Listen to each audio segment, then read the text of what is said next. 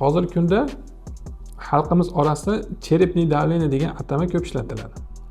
Aslida bu cherepniy давление miyada o'zini suyuqligi bor, likvor suyuqligi. Bu suyuqlik doimiy organizmda bosh miyada ishlab chiqariladi, o'zi so'rilib turadi. Bu cherepniy давление degan tushuncha bunda bu suyuqlikni ishlab chiqarishini ortishi yoki so'rilishiga to'sqinlik qiladi, kasallik natijasi yuzaga keladi.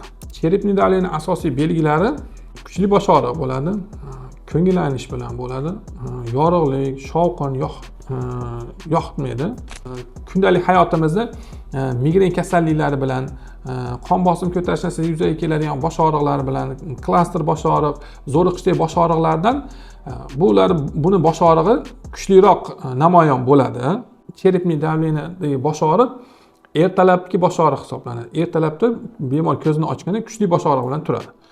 Ko'ngillanish, qayd qilish bilan namoyon bo'ladi bu belgilar. Bu cherepniy давление qaysidir kasallikda bir belgisi hisoblanadi. Agar sizda yuqoridagi shikoyatlarni sezadigan bo'lsangiz, vrach nevrologga uchrashingizni tavsiya qilamiz.